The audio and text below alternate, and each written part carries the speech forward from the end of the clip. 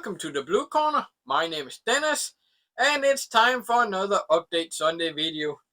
So this week I got 8 titles that arrived, so let's just dive straight into it.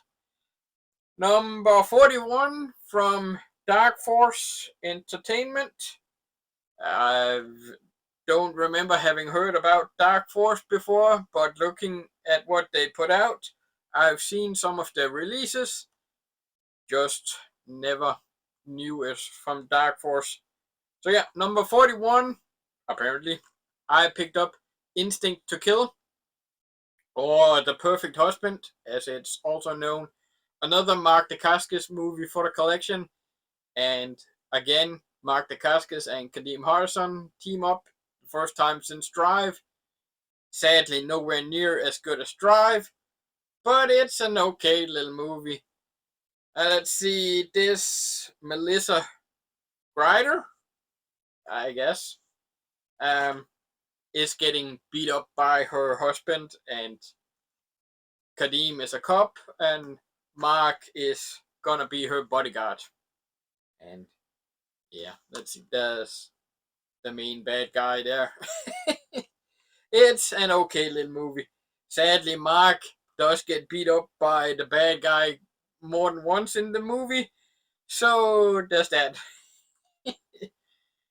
Yeah, it is one I already have on DVD, so another DVD I can toss now, and one that I actually never thought would get a US release on Blu-ray. This would have been more of a German Blu-ray release, and they don't have it yet or at all, so I don't know.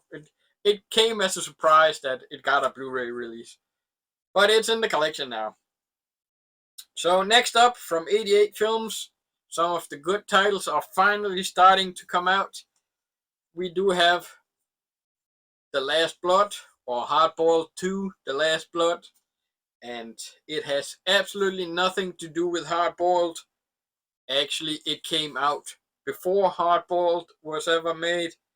It's just a trick to sell more copies, I guess, and it's not 88's fault. They didn't start the trend, another label did way back when.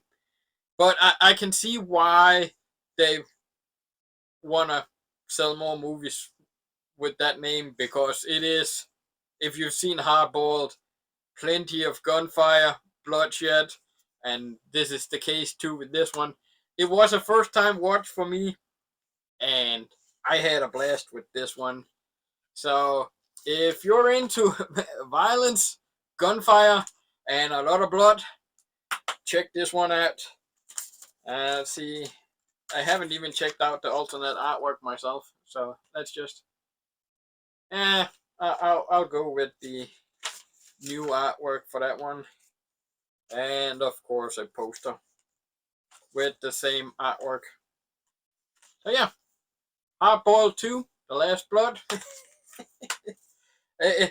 I've known about Andy Lau for quite some time, seen several of his movies, but going back to these older movies he's in have been a pleasure, and I really enjoy getting more of his older movies. It's weird seeing him actually using martial arts. He doesn't do that at all, or almost not at all, in more recent movies. So going back to his older movies and seeing it, fun times. Last Blood, highly recommended. So let's continue. More 88 Films. Another one that's been highly anticipated since it was announced, and one of those titles that's been pushed quite a few times actually. We do have Jackie Chan and Jackie Chan in Twin Dragons. One of the remaining bigger titles with Jackie Chan, not owned by Warner Brothers, finally have a good release. And I have seen this one before, but this might have been the first time I saw it with the original audio track. I believe the only time I've seen it was the US DVD from Miramax, I think it was, and that had horrible dubbing. So yeah, finally a good release of Twin Dragons. It is Double Impact again. if you've seen Van Damme, I do believe this came out quite possibly the year after Double Impact. Double Impact is more action packed than Twin Dragons is. I forgot how much this is more a comedy than action movie. But it is directed by Ringo Lam and Troy Hark, which both have a small cameo in the movie. Was quite fun. I totally forgot what Ringo Lam looked like, but Troy Hark, as soon as I saw him, okay, there he is. And then there's even a very small cameo by John Woo in it too, which I also completely forgot. But this was a fun little rewatch, and one step closer to having all the important Jackie Chan movies. Sadly, those Warner Brothers titles are gonna be missed not having in the collection. So let's just continue. Number 2 in the Laser Vision collection from MVD. I picked up Ghoulies. Bad movie. Terrible movie. And yet, I still find them funny to watch. So, yeah, number 2 in the Laser Vision collection line. Number 3 in the line is apparently gonna be Ghoulies 2 eventually. And I don't know why Ghoulies 1 and 2 are the two movies that's being re-released over and over, and yet we don't have 3 and 4. I've seen 3 once, I believe, and I've never seen 4. And why can't we get those on any physical releases that's not DVD or worse? But yeah, like I said, Ghoulies, bad movies, even worse than Critters. But yeah, I still find them fun to watch and had to get it. And I don't, the numbered line, I don't know if that's gonna get me. I am interested in number 4. They have announced number 4 in the line, Cutting Class. I've never seen that one with Brad Pitt, so I am interested in that one. So we'll probably pick that one up too. Ghoulies, however, like I said, not a good movie, but yeah, it looks great on 4K though. So there's that, and you get a small poster. They did put out Ghoulies 2 on Blu-ray only for the time being, but they have hinted at number 2 eventually probably coming to 4K. So time will tell if I'll pick that one up. I didn't get the Blu-ray for the second one. So yeah. Ghoulies 2. And then next, a title that actually came as a surprise to me. It was a first time watch from Kino Lorber. I picked up Thunderbolt and Lightfoot, a Clint Eastwood movie I've never seen before now. Great cast: George Kennedy, George Lewis, Eastwood, Jeff Bridges, and yeah, never seen it before. I watched it last night, and it's not a bad movie. It's just a slow movie. I don't know. Have you seen this before? What's your thought about the movie? Let me know down below. I was a little disappointed in this one. I really thought I would like this more than I did, but it's just almost 2 hours and just dragged on.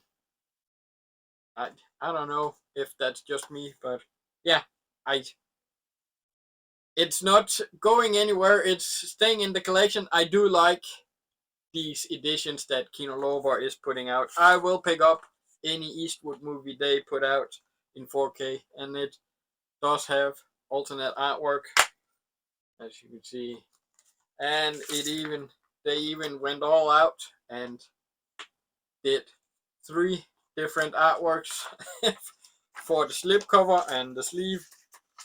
So yeah, and they have already announced Play Misty for me being the next Eastwood 4K.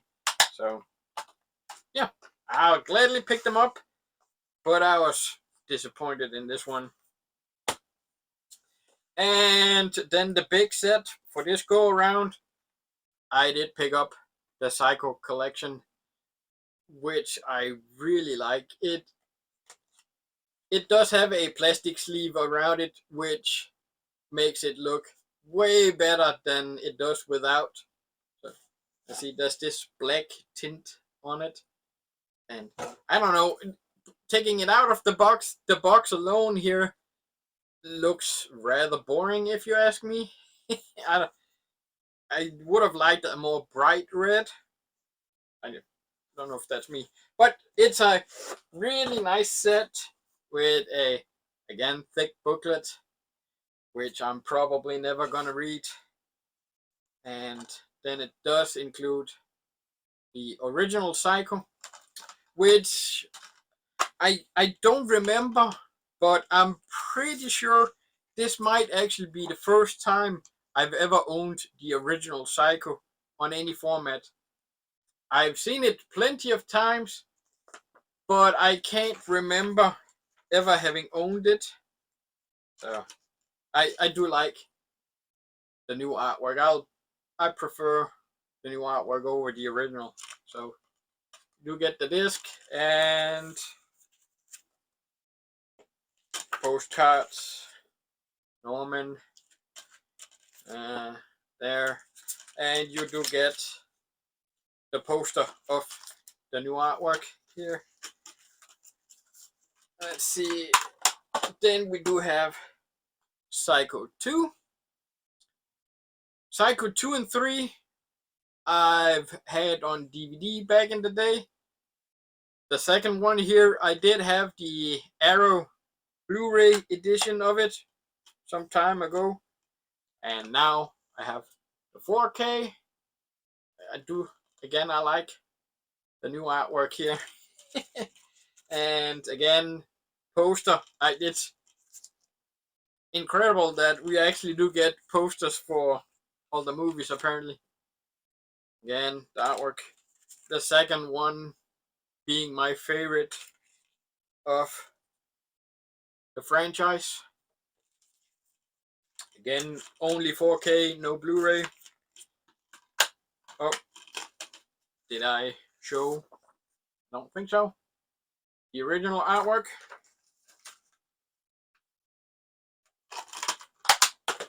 And then you have the third one. Like I said, had this on DVD, never had it on any other format.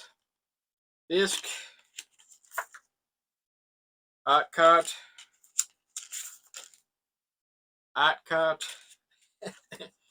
and art card, and of course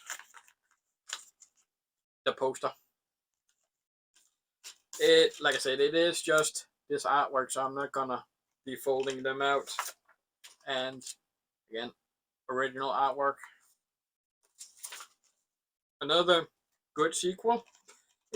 Again, the second one is my favorite. Then finally you have Psycho 4, the beginning. From what I get, it's a TV movie.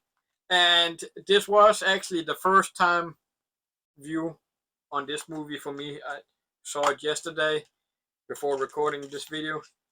And like I said, never seen it before. Only a poster this time around, no art cards. And I enjoyed it. It's nowhere near as good as the other 3, but again, the TV movie, I don't know what the budget was, but I enjoyed it.